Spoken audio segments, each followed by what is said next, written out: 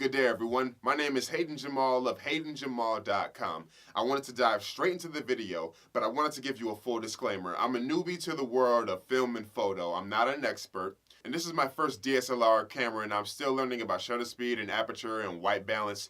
So what I say may come across as extremely ignorant. This channel is largely for video content and independent rappers and singers and aspiring music engineers and things like that. So for newbie bloggers, vloggers, and musicians and such, should you pick this camera up, and is it worth the money?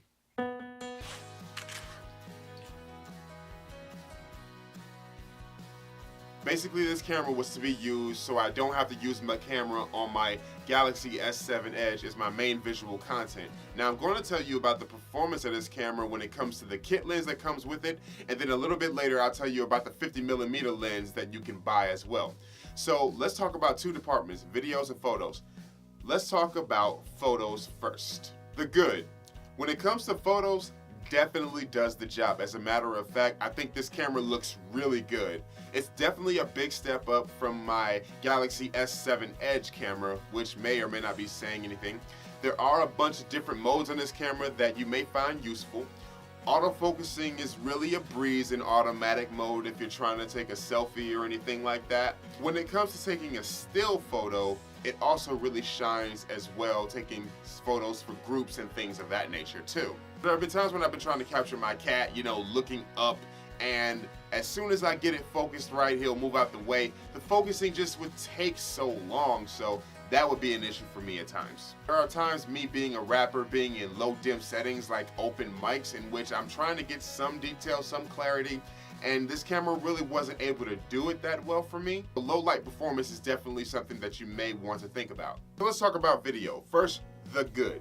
So with this lens that comes with it, the kit lens, as long as you were not zoomed in on something and you were completely zoomed out, this performed extremely well. Focusing was really, really good.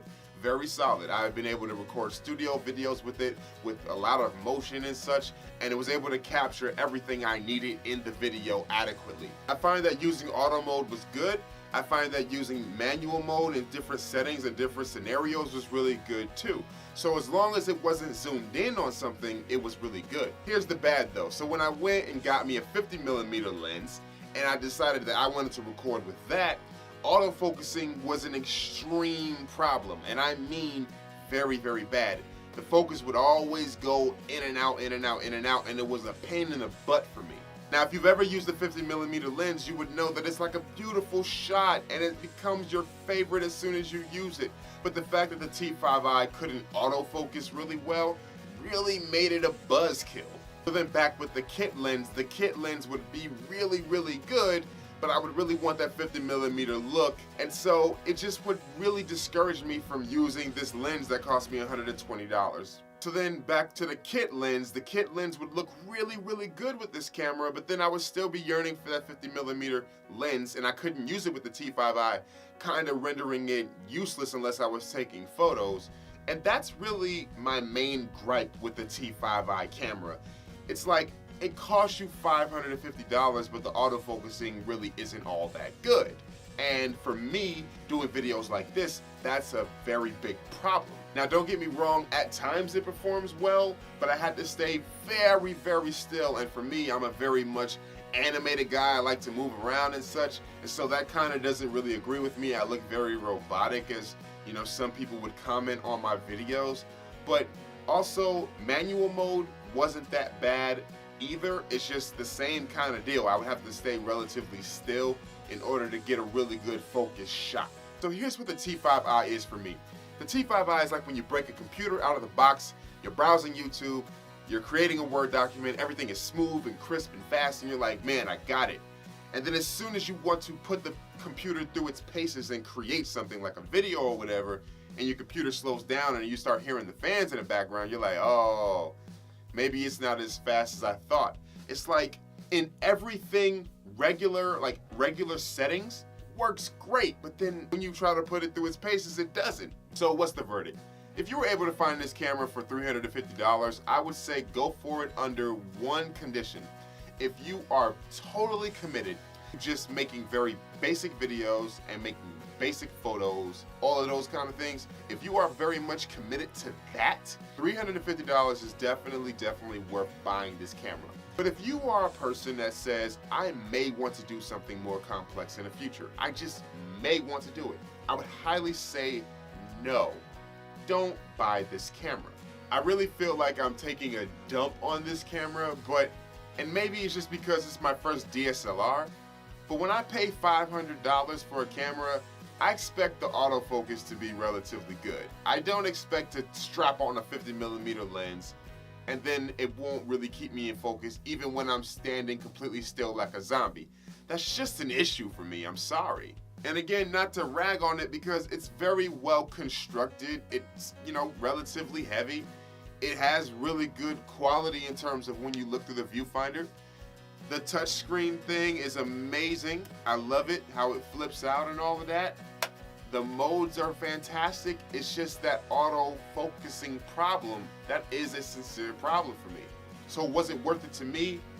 No, it wasn't, because I don't want to have to compromise what it is that I want in order to get the footage that the camera can put out, if that makes sense. So is the T5i worth it?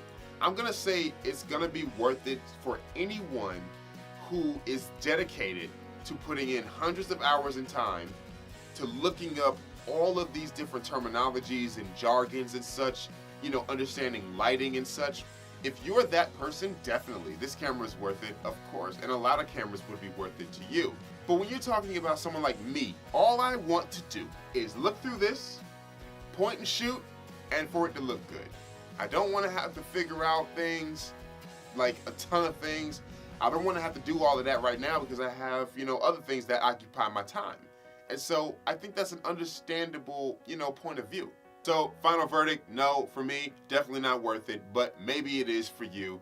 But I would say if you are thinking about doing a project that could be more elaborate than something simple, then think about investing into something a little bit better. My name is Hayden Jamal of HaydenJamal.com of Motif Legend. Remember, I am a rapper and a songwriter here at your service. If you have made your way to this channel and you happen to be, a lover of, all things music related, consider subscribing. You can follow me on Twitter, Instagram, and Facebook. The links are in the description below.